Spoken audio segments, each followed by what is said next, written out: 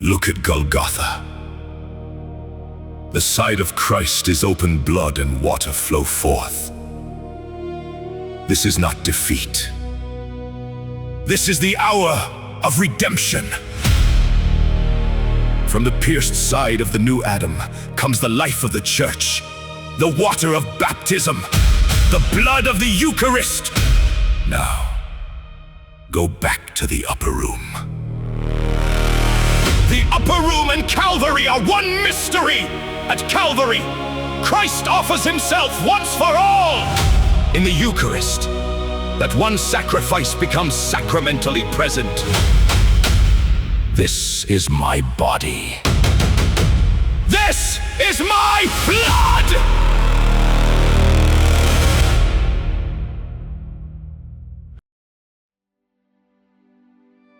പിതാവിൻ്റെയും പുത്രൻ്റെയും പരിശുദ്ധാത്മാവിൻ്റെയും നാമത്തിൽ ആമേൻ. ദിവ്യകാരുണ്യ വിമോചന യാത്രയുടെ 29ാമത്തെ ദിവസത്തിലേക്ക് പ്രാർത്ഥനാപൂർവം പ്രിയപ്പെട്ടവരെ നിങ്ങളെ ഞാൻ സ്വാഗതം ചെയ്യുകയാണ്. 29 ദിവസങ്ങൾ നിസ്സാരമല്ല. നമ്മൾ നടന്നു തീർത്ത ദൂരം വളരെ വലിയ ദൂരമാണ്. ഇനി ഈ യാത്രയുടെ ഒടുവിലേക്കെത്താൻ വളരെ കുറച്ച് സമയമേ ഉള്ളൂ. അതുകൊണ്ട് സന്തോഷമായിട്ടിരിക്കുക, കൂടുതൽ പ്രാർത്ഥിക്കുക. ഇന്നത്തെ നമ്മുടെ ചിന്തയ്ക്കായിട്ട് എടുക്കുന്നത് വളരെ പ്രത്യേകതകളുള്ള ഒരു ടെക്സ്റ്റാണ്. അത് ഒരുപാട് ദിവ്യകാരുണ്യ മർമ്മങ്ങൾ നിറഞ്ഞിരിക്കുന്ന ഒരു ടെക്സ്റ്റാണ്. ലൂക്കായുടെ സുവിശേഷം 24 എമ്മാവൂസിലേക്ക് പോയ ശിഷ്യന്മാരുടെ ആ സംഭവം. ലൂക്ക 24:13. ആ ദിവസം തന്നെ അവരിൽ 2 പേർ ജെറുസലേമിൽ നിന്ന് ഏകദേശം 60 സ്താദിയോൺ അകലെയുള്ള എമ്മാവൂസ് ഗ്രാമത്തിലേക്ക് പോവുകയായിരുന്നു. ഈ സംഭവങ്ങളെക്കുറിച്ചെല്ലാം അവർ സംസാരിച്ചു കൊണ്ടിരുന്നു. ജെറുസലേമിൽ നിന്ന് 11 കിലോമീറ്റർ ദൂരെയുള്ള ഒരു ഗ്രാമമാണ് എമ്മാവൂസ്. ഈ എമ്മാവൂസിലേക്കുള്ള വഴി ആ ജിയോഗ്രഫി പഠിച്ചിട്ടുള്ളവർ പറഞ്ഞ് ഞാൻ വായിച്ചിട്ടുള്ളത് ഇങ്ങനെയാണ്. അത് ഭയങ്കര മോശപ്പെട്ട ഒരു റോഡാണ്. വളരെ ക്ലേശകരമായൊരു യാത്രയാണത്. ആ യാത്ര ഒരു ദിവസം മുഴുവൻ ഒരു പക്ഷേ നടന്നാലാണ് ഈ വൈകുന്നേരമൊക്കെ ആകുമ്പോഴാണ് ഈ എമ്മാവൂസിലേക്ക് എത്തുന്നത്. അപ്പോൾ അവരിൽ 2 പേർ ഈ 60 സ്താദിയോൺ, അതായത് 11 കിലോമീറ്റർ ദൂരെയുള്ള ഗ്രാമത്തിലേക്ക് പോവുകയായിരുന്നു. ഈ സംഭവങ്ങളെക്കുറിച്ചെല്ലാം അവർ സംസാരിച്ചു കൊണ്ടിരുന്നു. അവർ സംസാരിക്കുകയും വാദിക്കുകയും ചെയ്തുകൊണ്ട് പോകുമ്പോൾ യേശുവും അവരുടെ കൂടെ യാത്ര ചെയ്തു. എനിക്ക് ഈ സംഭവത്തിൽ നിന്ന് ദിവ്യകാരുണ്യത്തോട് ബന്ധപ്പെടുത്തി നമ്മൾ അറിയാനുള്ള ആദ്യത്തെ ചിന്ത, ഉത്ഥിതനായ ക്രിസ്തു നമ്മുടെ കൂടെ നടക്കുന്നുണ്ട്. Reason Lord is walking with us. നമ്മുടെ കൂടെ യേശു നടക്കുന്നുണ്ട്. അതായത് യേശു ദിവ്യകാരുണ്യമായത് തന്നെ നമ്മുടെ കൂടെ ജീവിക്കാനാണ്. പക്ഷെ പലപ്പോഴും നമ്മൾ സംസാരിക്കുകയും അവിടെ പറഞ്ഞിരിക്കുന്ന വാക്കുകൾ വളരെ ഇൻട്രസ്റ്റിംഗ് ആണ്. അവർ സംസാരിക്കുകയും വാദിക്കുകയും ചെയ്തുകൊണ്ടിരുന്നപ്പോൾ അവർ യേശുവാണ് കൂടെ നടക്കുന്നത് എന്ന് അവർ അറിഞ്ഞില്ല. സംസാരിക്കുന്നു, തർക്കിക്കുന്നു. നമ്മളിങ്ങനെ ഒത്തിരി ക്രിസ്തുവിനോട് ബന്ധമില്ലാത്ത സംസാരങ്ങളും ക്രിസ്തുവിനെതിരായ വാദങ്ങളും ക്രിസ്തുവിൻ്റെ ഹൃദയത്തിന് അനുകൂലമല്ലാത്ത, ചേർന്ന് നിൽക്കാത്ത വാദങ്ങളുമൊക്കെ നമ്മൾ ഈ കൂടെ നടക്കുന്ന കർത്താവിനെ തിരിച്ചറിയുന്നതിൽ നിന്ന് നമ്മളെ പുറകോട്ട് പിടിക്കുന്നുണ്ട്. സത്യം പറഞ്ഞാൽ കർത്താവ് എപ്പോഴും നമ്മുടെ കൂടെയുണ്ട്. ദാവീദ് പറഞ്ഞ പോലെ 16 സങ്കീർത്തനത്തിൽ കർത്താവ് എപ്പോഴും എൻ്റെ കൺമുമ്പിലുണ്ട്, അവിടുന്ന് എൻ്റെ വലതുഭാഗത്തുള്ളത് കൊണ്ട് ഞാൻ കുലുങ്ങുകയില്ല. അപ്പോൾ യേശു എപ്പോഴും നമ്മുടെ കൺമുമ്പിൽ ഉണ്ട്, അവിടെ നമ്മുടെ കൂടെ യാത്ര ചെയ്യുന്നുണ്ട്. അത് തിരിച്ചറിയുന്നില്ല എന്നുള്ളതാണ് ആദ്യത്തെ നമ്മുടെയും അവരുടെയും പരാജയം. ഇനി അവനെ തിരിച്ചറിയാൻ കഴിയാത്ത വിധം അവരുടെ കണ്ണുകൾ മൂടപ്പെട്ടിരുന്നു. അവൻ അവരോട് ചോദിച്ചു, നിങ്ങൾ എന്തിനെക്കുറിച്ചാണ് സംസാരിക്കുന്നത്? അവർ മ്ലാനവദനരായി നിന്നു. അവരിൽ ക്ലെയോപ്പാസ് എന്ന് പേരായവൻ അവനോട് ചോദിച്ചു. ഞാൻ ഈ കഥാപാത്രങ്ങൾ ആരാണ് എന്ന ചർച്ചയിലേക്ക് പിന്നീട് വരാം. അതിൽ ക്ലെയോപ്പാസ് എന്ന് പേരായവൻ അവനോട് ചോദിച്ചു, ഈ ദിവസങ്ങളിൽ ജെറുസലേമിൽ നടന്ന സംഭവമൊന്നും അറിയാത്ത അപരിചിതനാണോ നീ? അവൻ ചോദിച്ചു, ഏത് കാര്യങ്ങൾ? അവർ പറഞ്ഞു, നസറായനായ യേശുവിനെക്കുറിച്ച് തന്നെ. അവൻ ദൈവത്തിൻ്റെയും മനുഷ്യരുടെയും മുമ്പിൽ വാക്കിലും പ്രവൃത്തിയിലും ശക്തനായ പ്രവാചകനായിരുന്നു. ഞാൻ ഇനി പറയുന്ന വാക്യങ്ങൾ നിങ്ങൾ ശ്രദ്ധിച്ച് കേൾക്കുക. ഒരു നല്ല ക്രിസ്റ്റോളജിക്കൽ തീസിസ് തയ്യാറാക്കാൻ വേണ്ട എല്ലാ ഇൻഫർമേഷൻ ഇതിനകത്തുണ്ട്. എന്ന് പറഞ്ഞാൽ ക്രിസ്തു ശാസ്ത്രം വളരെ സമഗ്രമായി ഇവർ പറയുകയാണ്. ക്രിസ്തുവിനെക്കുറിച്ചുള്ള എല്ലാ അറിവും ഇതിനകത്തുണ്ട്. അവൻ വാക്കിലും പ്രവൃത്തിയിലും ശക്തനായ പ്രവാചകനാണ്. അവൻ കുരിശിൽ മരിച്ചു, ഇസ്രായേലിനെ മോചിപ്പിക്കാനുള്ള ഇവനാണ് നിങ്ങൾ പ്രതീക്ഷിച്ചിരുന്നു. ഇതൊക്കെ സംഭവിച്ചിട്ട് 3-ാം ദിവസമാണ്. അവനെ കല്ലറയിൽ കണ്ടില്ല എന്ന് പറഞ്ഞാൽ ഈശോ ആരാണ്, ഈശോയ്ക്ക് എന്ത് സംഭവിച്ചു, ഈശോയുടെ മരണം, ഉത്ഥാനം എല്ലാം അവർക്ക് കൃത്യമായിട്ട് അറിയാം, ഇൻഫർമേഷൻ. പക്ഷേ അപകടം എന്താ? യേശുവിനെ കുറിച്ച് എല്ലാം അറിയാം, പക്ഷെ കൂടെ നടക്കുന്നത് യേശുവാണെന്ന് മാത്രം അറിയുന്നില്ല. ഇതാണ് നമ്മുടെ വലിയൊരു അപകടം.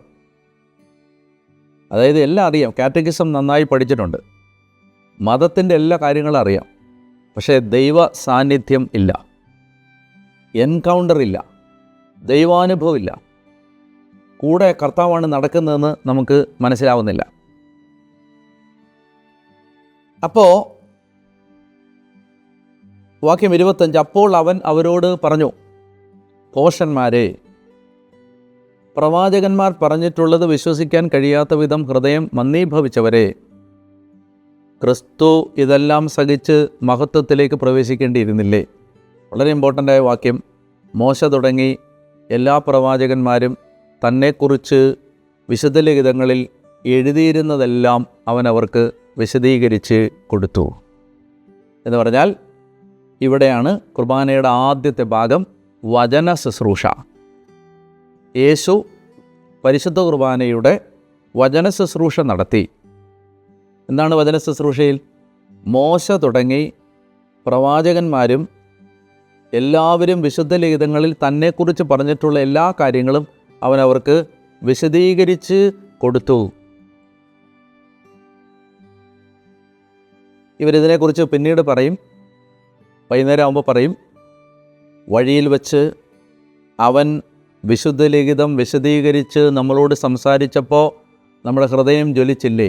പ്രിയപ്പെട്ടവരെ, ഒരു അല്പസമയം നിങ്ങളുടെ ശ്രദ്ധ ഞാൻ ഇനി പറയാൻ പോകുന്ന കാര്യങ്ങളിലേക്ക് നിങ്ങൾ കൊണ്ടുവരണം. നമ്മൾ ഈ പരിശുദ്ധ കുർബാനയിൽ യഥാർത്ഥത്തിൽ യേശുവിനെ നമുക്ക് കണ്ടുമുട്ടാൻ കഴിയണമെങ്കിൽ നമുക്ക് ഈ ഒരു തലം നമ്മളിൽ പൂർത്തിയാവണം. എന്താണ് ആ തലം? നമ്മുടെ ഹൃദയം വചനം കൊണ്ട് ജ്വലിക്കണം. ദൈവവചനം അറിയാത്ത ഒരാൾക്ക് വിശുദ്ധ കുർബാന ഒരിക്കലും അനുഭവമായിട്ട് മാറില്ല. കാരണം അയാൾക്ക് എന്താണ് പ്രാർത്ഥിക്കുന്നത്, എന്താണ് പാടുന്നത്, എന്താണ് ആരാധിക്കുന്നത് എന്നതിനെക്കുറിച്ച് വ്യക്തതയില്ല. നമ്മുടെ ഉള്ള് നമ്മൾ കുർബാനയിൽ നമ്മൾ പങ്കെടുക്കുമ്പോൾ ജ്വലിക്കണമെങ്കിൽ നമുക്ക് ശരിക്കും ദൈവവചനം കൊണ്ട് നമ്മുടെ ഹൃദയം ആദ്യം ജ്വലിച്ചിരിക്കണം. അപ്പോൾ അതുകൊണ്ട് വിശുദ്ധ കുർബാനയിലെ വചന ശുശ്രൂഷ വളരെ പ്രധാനപ്പെട്ടതാണ്. നമ്മൾ പലരും ഈ ബൈബിൾ വായനയും പ്രസംഗമൊക്കെ കഴിഞ്ഞ് പള്ളി വരുന്നവരുണ്ട്, പിന്നെ ബൈബിൾ വായന ശ്രദ്ധിക്കാത്തവരുണ്ട്. പ്രസംഗം മിക്കവാറുമൊക്കെ തന്നെ നമ്മൾ ഉറങ്ങുന്നൊരു സമയമാണ്. അപ്പോൾ അത് എന്തെന്നറിയാം, നമുക്കത് ശ്രദ്ധിക്കാതെ നമുക്കൊരിക്കലും പരിശുദ്ധ കുർബാന ഒരനുഭവമായിട്ട് മാറത്തില്ല. കുർബാനയ്ക്കിടയ്ക്ക് കർത്താവ് തൻ്റെ വചനം നമ്മളോട് സംസാരിക്കുമ്പോഴാണ് നമ്മുടെ ഹൃദയം ജ്വലിക്കുന്നതും അവനെ കാണാൻ നമ്മുടെ കണ്ണുകൾ തുറക്കപ്പെടുന്നതും. അപ്പോൾ അതുകൊണ്ടാണ് ഈശോ ഈ ദിവ്യകാരുണ്യ ശുശ്രൂഷ നടത്തുന്നതിൻ്റെ ഇടയിൽ വചനം വിശദീകരിച്ച് കൊടുത്തു. അവർ എത്തേണ്ടിയിരുന്ന ഗ്രാമത്തോട് അടുത്തു. അവനാകട്ടെ യാത്ര തുടരുകയാണെന്ന് ഭാവിച്ചു. അവർ അവനെ നിർബന്ധിച്ചുകൊണ്ട് പറഞ്ഞു, ഞങ്ങളോട് കൂടെ താമസിക്കുക, നേരം വൈകുന്നു, പകൽ അസ്തമിക്കാറായി. മേനെ നബിസ്കും ദോമിനെ, അങ്ങനെയാണെന്ന് തോന്നുന്നു. നാഥ, ഞങ്ങളോട് കൂടെ വസിക്കുക. ഇതിനെക്കുറിച്ച് പറയുന്നത് സഭയുടെ പ്രാർത്ഥനയാണിത്. കർത്താവേ, ഞങ്ങളെ വിട്ടുപോകരുതേ, ഞങ്ങളുടെ കൂടെ വസിക്കണേ എന്ന ആ സഭയുടെ യാചനയുടെ ഉത്തരമാണ് ഈശോ തന്നെ ദിവ്യകാരുണ്യമായിട്ട് മുറിച്ചു തരുന്നത്. സ്റ്റേ വിത്ത് അസ് എന്നവർ പ്രാർത്ഥിക്കുകയാണ്. അവൻ അവരുടെ കൂടെ താമസിക്കാൻ കയറി. അവരോടൊപ്പം ഭക്ഷണത്തിലിരുന്നപ്പോൾ അവൻ അപ്പമെടുത്ത് ആശീർവദിച്ച് മുറിച്ച് അവർക്ക് കൊടുത്തു. ഇത് യൂക്കരിസ്റ്റിക് വേർഡ്സ് എന്നാണ് പറയുന്നത്. വിശുദ്ധ കുർബാനയുടെ വചനങ്ങളാണിത്. എന്തൊക്കെയാണത്? Took, blessed, broke and gave. 4 വാക്കുകളാണ്. He took the bread, he blessed the bread, he broke the bread and he gave it to them. ഇതാണ് യൂക്കറിസ്റ്റിക് വേർഡ്സാണത്, ദിവ്യകാരുണ്യ വാക്കുകളാണത്. അതുകൊണ്ടാണ് നമ്മൾ ഈ ഭാഗം വിശുദ്ധ കുർബാനയുടെ ഭാഗമാണെന്ന് പറയുന്നത്. അതുകൊണ്ടാണ് ഈ യൂക്കറിസ്റ്റിക് വേർഡ്സ് ഉള്ളതുകൊണ്ടാണ്. അവൻ അപ്പമെടുത്ത് ആശീർവദിച്ച് മുറിച്ച് കൊടുത്തു. അപ്പോൾ അവരുടെ കണ്ണുകൾ തുറക്കപ്പെട്ടു, അവർ അവനെ തിരിച്ചറിഞ്ഞു. നമ്മൾ ഈ ഭാഗം വിശദീകരിക്കുന്ന സമയത്ത് ഈ അവനെ അവരവിടെ കാണുമ്പോൾ,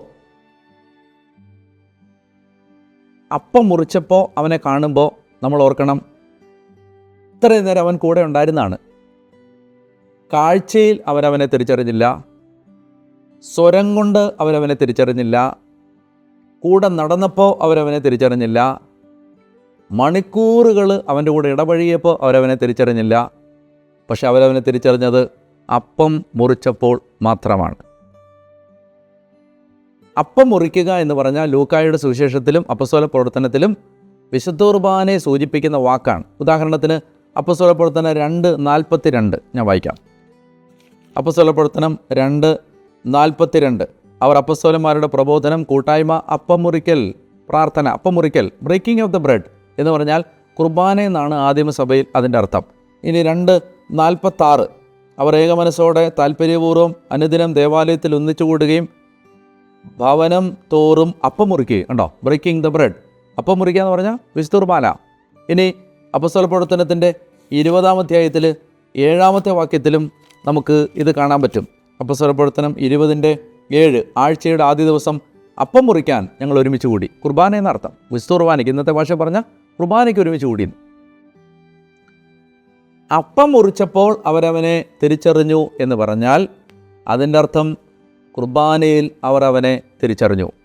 ഞാൻ നേരത്തെ പറഞ്ഞില്ലേ, കാഴ്ചയെ തിരിച്ചറിഞ്ഞില്ല, സ്വരം കേട്ട് തിരിച്ചറിഞ്ഞില്ല, മണിക്കൂറുകൾ ഇടപഴകിയപ്പോൾ തിരിച്ചറിഞ്ഞില്ല, ഒരുമിച്ച് നടന്നപ്പോൾ തിരിച്ചറിഞ്ഞില്ല. പക്ഷെ കുർബാനയിൽ അവരവനെ തിരിച്ചറിഞ്ഞു. നമ്മൾ യേശുക്രിസ്തുവിനെ യഥാർത്ഥത്തിൽ ഇന്ന് തിരിച്ചറിയുന്നത് ഈ അപ്പം മുറിക്കലിലാണ്, ഈ വിശുദ്ധ കുർബാനയിലാണ്. ഇനി ഇവിടെ സംഭവിക്കുന്നതെന്നറിയാമോ? അപ്പോൾ അവൻ അവരുടെ മുമ്പിൽ നിന്ന് അപ്രത്യക്ഷനായി. അത് ഭയങ്കര ആഴമുള്ളൊരു സംഭവമാണത്. അപ്പോൾ അവൻ അവരുടെ മുമ്പിൽ നിന്ന് അപ്രത്യക്ഷനായി. അതായത് അവൻ്റെ ഫിസിക്കൽ അപ്പിയറൻസ് സാക്രമെൻ്റൽ അപ്പിയറൻസിന് വഴിമാറി. അതായത് ഇപ്പോൾ ഈശോ 2 വിധത്തിൽ ഇവിടെ പ്രസൻ്റാണ് ഈ എപ്പിസോഡിൽ. എങ്ങനെയാണ്? അപ്പം മുറിച്ചപ്പോൾ അവൻ ആ മുറിക്കപ്പെട്ട അപ്പത്തിൽ പ്രസൻ്റാണ്, സന്നിഹിതനാണ്. അതുപോലെ അവൻ ശാരീരികമായിട്ട് അവരുടെ മുമ്പിലും സന്നിഹിതനാണ്. കർത്താവ് ആ ശാരീരികമായി അവരുടെ മുമ്പിൽ നിന്ന് അപ്രത്യക്ഷനായി. എന്തുകൊണ്ടെന്നറിയാമോ? ഇനി ഈ നിമിഷം മുതൽ യേശു സഭയിൽ പ്രത്യക്ഷനാകുന്നത് ശരീരത്തിലല്ല, ഈ കൂദാശയിലാണ്, ദിവ്യകാരുണ്യത്തിലാണ്. അതാണ് ഈ ഭാഗത്തിൻ്റെ അർത്ഥം. His visible presence gives way to his sacramental presence.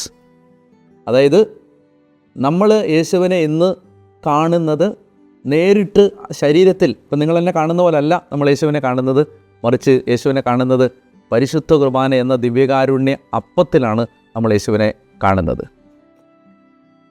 ഇനി എന്താണ് വിശുദ്ധ കുർബാന അവരിൽ വരുത്തിയ മാറ്റങ്ങൾ? എമ്മാവൂസിൽ ഈ ദിവ്യകാരുണ്യ എൻകൗണ്ടർ ഉണ്ടാകുന്നതിന് മുമ്പ് അവർക്ക് ദുഃഖമുണ്ടായിരുന്നു, ആശയക്കുഴപ്പം, കൺഫ്യൂഷൻ ഉണ്ടായിരുന്നു, ഐസൊലേഷൻ, ഒറ്റപ്പെടലുണ്ടായിരുന്നു. അതുപോലെ തന്നെ അവർ ജെറുസലേമിൽ നിന്ന് എതിരെ നടന്നു പോകുമായിരുന്നു. അവർ ലക്ഷ്യത്തിൽ നിന്ന് വഴിമാറി നടക്കുകയായിരുന്നു. കുർബാന അർപ്പണത്തിന് ശേഷം അവർക്ക് എന്തുണ്ടായി? സന്തോഷമുണ്ടായി, അവരുടെ വിശ്വാസം വർദ്ധിച്ചു. അവരുടെ കൂട്ടായ്മയിലേക്ക്, ജെറുസലേമിലേക്ക് തിരിച്ചുപോയി. അവരവരുടെ ദൈവരാജ്യ ശുശ്രൂഷയുടെ ഉത്തരവാദിത്തങ്ങൾ ഏറ്റെടുത്തു. അതായത് ഓരോ കുർബാനയും നമ്മളെ യഥാർത്ഥത്തിൽ നയിക്കുന്നത് നമ്മുടെ ദുഃഖങ്ങൾ സന്തോഷമായി മാറുകയും നമ്മൾ നമ്മുടെ യഥാർത്ഥ ഉത്തരവാദിത്തങ്ങൾ കണ്ടെത്തുകയും ചെയ്യുന്ന ഒരനുഭവമാണ്. ഇനി അവസാനമായിട്ടൊരു കാര്യം കൂടെ സൂചിപ്പിച്ചിട്ട് ഞാൻ ഈ ഭാഗം അവസാനിപ്പിക്കാം. ആരായിരുന്നു ഈ കഥാപാത്രങ്ങൾ? എന്താണ് ഈ കഥാപാത്രങ്ങൾക്ക് നമ്മളോട് പറയാനുള്ളത്? അതിൽ ഒരാളുടെ പേര് ക്ലെയോപ്പാസ് എന്ന് പറയുന്നുണ്ട്. 4-ാം നൂറ്റാണ്ടിൽ നിന്നുള്ള ഒരു സഭാപാരമ്പര്യം പറയുന്നത് ക്ലെയോപ്പാസ് യൗസേപ്പിതാവിൻ്റെ ഏറ്റവും ഇളയ അനിയനായിരുന്നു എന്നാണ്. സെൻറ്റ് ജോസഫിൻ്റെ ഇളയ ബ്രദറായിരുന്നു എന്നാണ്. എന്ന് പറഞ്ഞാൽ യഥാർത്ഥത്തിൽ ഈശോയുടെ കൂടെ നടക്കുന്നത് ഈശോയുടെ അപ്പൻ്റെ അനുജനാണ്. കൂടെ നടക്കുന്നത്, ക്ലെയോപ്പാസ്. ഇനി മറ്റേ ആളാരാണ്? രണ്ടാമത്തെ ആൾ ക്ലെയോപ്പാസിൻ്റെ ഭാര്യ മറിയമാണ്. അത് യോഹന്നാന്റെ സുവിശേഷം 19 കുരിശിൻ്റെ ചുവട്ടിൽ നിന്ന് സ്ത്രീകളുടെ ആ പേരുവിവരം പറയുമ്പോൾ ക്ലോപ്പാസിൻ്റെ ഭാര്യ മറിയം എന്നവിടെ പറയുന്നുണ്ട്. അപ്പോൾ ക്ലെയോപ്പാസും അദ്ദേഹത്തിൻ്റെ ഭാര്യ മറിയവും ആണ് എന്ന് പറഞ്ഞാൽ ഈശോയുടെ അടുത്ത ബന്ധുക്കളാണ് ഈ പോകുന്നത്. യേശു അവരുടെ കൂടെയാണ് യാത്ര ചെയ്യുന്നത്. അവരുടെ വീടാണ് എമ്മാവൂസിൽ. അവരുടെ വീട്ടിലേക്കാണ് അവർ യേശുവിനെ ആളറിയാതെ ക്ഷണിക്കുന്നത്. അവിടെ വെച്ചാണ് നടക്കുന്നത്. എന്താണ് ഇത്? ക്ലെയോപ്പാസും ഭാര്യ, ഒരു ഭാര്യയും ഭർത്താവുമാണ്. മനോഹരമായ ഒരു സൂചനയുണ്ട് ഇതിന്. അതായത് പഴയ നിയമത്തിൽ, ഉൽപ്പത്തി പുസ്തകത്തിൽ ആദം, ഹൗവ എന്നീ ഭാര്യ ഭർത്താക്കന്മാർ ഏദൻ തോട്ടത്തിലൂടെ നടക്കുമ്പോൾ ദൈവം അവരുടെ കൂടെ നടക്കുമായിരുന്നു. പാപത്തിലൂടെ അവർക്ക് അതാണ് നഷ്ടപ്പെട്ടത്. ഇപ്പോൾ യേശു പാപത്തിന് പരിഹാരം ചെയ്ത് കഴിയുമ്പോൾ വീണ്ടും ഒരു ദമ്പതികളുടെ കൂടെ യേശു നടക്കുകയാണ്. കർത്താവ് ഇങ്ങനെ നടക്കുമ്പോൾ പഴയ നിയമത്തിൽ, ഉൽപ്പത്തി പുസ്തകത്തിൽ ഒരു പഴം പറിച്ച് തിന്നപ്പോൾ അവരുടെ കണ്ണ് തുറക്കപ്പെട്ടു. നഗ്നതയിലേക്കും നാണക്കേടിലേക്കും അപമാനത്തിലേക്കും പാപത്തിലേക്കും കണ്ണ് തുറക്കപ്പെട്ടു. എന്നാൽ ഇവിടെ പുതിയ നിയമത്തിൽ ദൈവം ഈ ദമ്പതികളുടെ കൂടെ നടക്കുമ്പോൾ അവിടുന്ന് കൊടുക്കുന്ന ഭക്ഷണം അവർ കഴിക്കുമ്പോൾ അവരുടെ കണ്ണ് തുറക്കപ്പെട്ടു. ആഹ്ലാദത്തിലേക്കും സന്തോഷത്തിലേക്കും അഭിമാനത്തിലേക്കും വിശ്വാസത്തിലേക്കും കൂട്ടായ്മയിലേക്കും മിഷനിലേക്കും അവരുടെ കണ്ണ് തുറക്കപ്പെട്ടു. അവർ ജെറുസലേമിലേക്ക് തിരിച്ചു പോവുകയും ചെയ്തു. അതായത് ഈ എമ്മാവൂസ് സംഭവം, ദിവ്യകാരുണ്യം നമ്മളെ ആദം ഏദൻ തോട്ടത്തിൽ നഷ്ടപ്പെടുത്തിയ മുഴുവൻ അനുഗ്രഹങ്ങളും നമുക്ക് തിരിച്ചു തരുന്ന ഒരു പറുദീസ അനുഭവമാണ് യഥാർത്ഥത്തിൽ ദിവ്യകാരുണ്യത്തിലൂടെ നമുക്ക് ലഭിക്കുന്നത്. അതുകൊണ്ട് ഈ മലങ്കര സഭയിൽ മാമോദീസ കൊടുക്കുമ്പോൾ, കുഞ്ഞിന് ദിവ്യകാരുണ്യം കൊടുക്കുമ്പോൾ, മാമോദീസ സ്വീകരിച്ച കുഞ്ഞിന് കുർബാന കൊടുക്കുമ്പോൾ പറയും, അതായത് പറുദീസയിൽ വെച്ച് ആദം രുചി നോക്കാഞ്ഞ ജീവൻ്റെ ഫലം കുഞ്ഞെ നിൻ്റെ നാവിൽ വെക്കപ്പെടുന്നു. അതായത് പറുദീസയിൽ വെച്ച് ആദത്തിന് നഷ്ടപ്പെട്ടത് നമുക്ക് തിരിച്ചു കിട്ടുന്ന ഒരു സമയമാണ് ദിവ്യകാരുണ്യം. അതുകൊണ്ട് നമുക്ക് ഈ ദിവ്യകാരുണ്യത്തിൽ വചന ശുശ്രൂഷയുണ്ട്, അതുപോലെ അപ്പം മുറിക്കൽ ശുശ്രൂഷയുണ്ട്. നമുക്ക് ആ ദിവ്യകാരുണ്യത്തിൽ പ്രിയപ്പെട്ടവരെ ശരിക്കും വലിയ ഒരു ആത്മീയ അനുഭവം, നമുക്ക് കർത്താവ് കൂടെ നടക്കുന്ന അനുഭവം സ്വന്തമാക്കുന്നതിന് നമുക്ക് സാധിക്കട്ടെ എന്ന് ഞാൻ പ്രാർത്ഥിക്കുന്നു. ഞാൻ അല്പസമയം നിങ്ങൾ പരിശുദ്ധ കുർബാനയുമായി ബന്ധപ്പെട്ട ചിന്തകൾ ചിന്തിക്കുന്നതിനും ധ്യാനിക്കുന്നതിനും കൂടി ഇതിന് ഈ കൂട്ടത്തിലൊരു സമയം കണ്ടെത്തണം എന്ന് നമ്മൾ ആഗ്രഹിക്കുന്നുണ്ട്. നമുക്ക് ഇന്ന് നമ്മളിൽ നിന്ന് എടുത്തു മാറ്റണമെന്ന് ആഗ്രഹിക്കേണ്ട തിന്മ കോപമാണ്. കോപം, അറഗൻസ്, കോപം, വയലൻസ്, കോപം. നമ്മൾ പരിശീലിക്കേണ്ടത് ജെൻറ്റിൽനെസ്, ശാന്തത, മാന്യത, അന്തസ്. ഇതൊക്കെ നമുക്ക് നമ്മുടെ ലൈഫിൽ ഉണ്ടാവാനായിട്ട് ആഗ്രഹിക്കാം. നമുക്ക് ഇങ്ങനെ അതായത് നമുക്ക് പെട്ടെന്ന് പ്രതികരിക്കാൻ തോന്നുന്ന സന്ദർഭങ്ങളിലൊക്കെ നമുക്ക് ഒരല്പം ശാന്തതയോടെ അവധാനതയോടെ ഒന്ന് സംസാരിക്കണമെന്നൊക്കെ ഒന്ന് ആലോചിച്ചിട്ട് സംസാരിക്കാനുള്ള ഒരു അവധാനത നമുക്കുണ്ടാവാനായിട്ട് പ്രാർത്ഥിക്കാം. നമുക്ക് ഈ ശരിക്കും എന്താ പറയുക, എടുക്കാൻ പറ്റുന്ന ഒരു ടാസ്ക് ഇതാണ്. നമ്മൾ ഈ വളരെ എന്താ പറയുക, പെട്ടെന്ന് ഒരു ആലോചനയില്ലാതെ പ്രതികരിച്ചിട്ടുള്ള സന്ദർഭങ്ങൾ കുറേയൊക്കെ ഒന്ന് ഓർത്താൽ കിട്ടും, ഒത്തിരി കിട്ടും. അതൊക്കെ ഒന്ന് ഓർത്തിട്ട് കർത്താവിനോട് ഒന്ന് ഇരുന്ന് ഒന്ന് മാപ്പ് ചോദിക്കാം. ആ സമയത്ത് ഞാൻ അങ്ങനെ പറയാൻ പാടില്ലായിരുന്നു, എന്നോട് ക്ഷമിക്കണം, ഞാൻ അങ്ങനെ പ്രതികരിക്കേണ്ടായിരുന്നു, ഒന്നും മിണ്ടാതിരുന്നാൽ മതിയായിരുന്നു. നമുക്ക് ഇഷ്ടം പോലെ കിട്ടും. ഒരു ദിവസം വൈകുന്നേരം ഉറങ്ങുന്നതിന് മുമ്പ് ഒരുപാട് സന്ദർഭങ്ങൾ നമ്മൾ അങ്ങനെ പ്രതികരിക്കേണ്ടായിരുന്നു, അങ്ങനെ പറയണ്ടായിരുന്നു എന്ന് പിന്നീട് നമുക്ക് തോന്നുന്ന എത്ര സന്ദർഭം. അതൊക്കെ ഒന്ന് ഓർത്തിട്ട് 1 2 3 4 ഒന്ന് ഓർത്തിട്ട് ഒന്ന് ഈശോയോടൊന്ന് സോറി പറഞ്ഞ്, കർത്താവേ അത് ആവർത്തിക്കാതിരിക്കാൻ ഒരു കൃപ തരണേ, അങ്ങനെ ഒന്ന് പ്രാർത്ഥിച്ചാൽ അങ്ങനെ ഒരു കൃപ നമുക്ക് ആ മേഖലയിൽ കിട്ടുകയും ചെയ്യും. ദൈവം നിങ്ങളെ അനുഗ്രഹിക്കട്ടെ. നമുക്ക് സന്തോഷത്തോടെ യാത്ര തുടരാം. വീണ്ടും അടുത്ത ദിവസം നിങ്ങളെ കാണുന്നവരെയും ദൈവം നിങ്ങളെ കൃപയിൽ കാത്തു സൂക്ഷിക്കട്ടെ. ആമേൻ. പരിശുദ്ധ പരമാദിവ്യകാരുണ്യേശോയ്ക്ക് എന്നേരവും ആരാധനയും സ്തുതിയും പുകഴ്ചയും ഉണ്ടായിരിക്കട്ടെ. ദിവ്യകാരുണ്യത്തിൽ ഞങ്ങളോടുള്ള സ്നേഹത്തെ പ്രതി എഴുന്നള്ളിയിരിക്കുന്ന ഞങ്ങളുടെ കർത്താവേ ദൈവമേ, ഈ പ്രാർത്ഥനാ കൂട്ടായ്മയിൽ ആത്മീയമായി ഞങ്ങളോട് ചേർന്ന് പ്രാർത്ഥിക്കുന്ന എല്ലാ മക്കൾക്കും വേണ്ടി ഇപ്പോൾ ഞാൻ അങ്ങയോട് പ്രാർത്ഥിക്കുന്നു. ദുഃഖത്തിലും ആകുലതയിലും ആശയക്കുഴപ്പത്തിലും സംസാരിച്ചും തർക്കിച്ചും യാത്ര ചെയ്ത ശിഷ്യന്മാരെ, എമ്മാവൂസിലേക്ക് പോയവരെ കർത്താവേ, പരിശുദ്ധ കുർബാനയിലൂടെയാണ് അങ്ങ് അവർക്ക് ആശ്വാസം കൊടുത്തത്, സമാധാനം കൊടുത്തത്, ജീവിതത്തെക്കുറിച്ചുള്ള ആ ലക്ഷ്യബോധം കൊടുത്ത് ജെറുസലേമിലേക്ക് മടക്കി അയച്ചത്, അവരുടെ കുടുംബത്തിൽ സന്തോഷം പ്രദാനം ചെയ്തത്. കർത്താവേ, അത് തന്നെയാണ് ഞങ്ങളുടെ ജീവിതത്തിനും ആവശ്യം. കർത്താവേ, ഞങ്ങളുടെ ജീവിതത്തിൻ്റെ പലവിധമായ ഞങ്ങൾക്ക് പരിഹരിക്കാൻ പറ്റാതെ ഞങ്ങൾ തോറ്റ് പരാജയപ്പെട്ട് വിഷമിച്ച് ഭാരപ്പെട്ട് നിൽക്കുന്ന അവസ്ഥകളിൽ കർത്താവേ, നിൻ്റെ പരിശുദ്ധ ശരീരത്തിൽ നിന്നും പരിശുദ്ധ രക്തത്തിൽ നിന്നും ദിവ്യകാരുണ്യ കൂദാശയിൽ നിന്ന് ഞങ്ങളെ അങ്ങ് ബലപ്പെടുത്തണം, ഞങ്ങളെ ശക്തിപ്പെടുത്തണം. ഞങ്ങൾക്ക് ആവശ്യമുള്ള കൃപകൾ കർത്താവെ അങ്ങ് തരണം എന്ന് പ്രാർത്ഥിക്കുന്നു. കർത്താവെ, താങ്ങി നിർത്തുന്ന നിൻ്റെ സ്നേഹം വിശുദ്ധ കുർബാനയിൽ നിന്ന് അനുഭവിക്കാൻ ഞങ്ങളെ വചനത്താൽ ശക്തിപ്പെടുത്തണമേ. ഓരോ തവണ വചനം വായിക്കുമ്പോഴും ഞങ്ങളുടെ ഹൃദയം ജ്വലിക്കാൻ ഇടയാവണമേ, കണ്ണ് തുറക്കണമേ.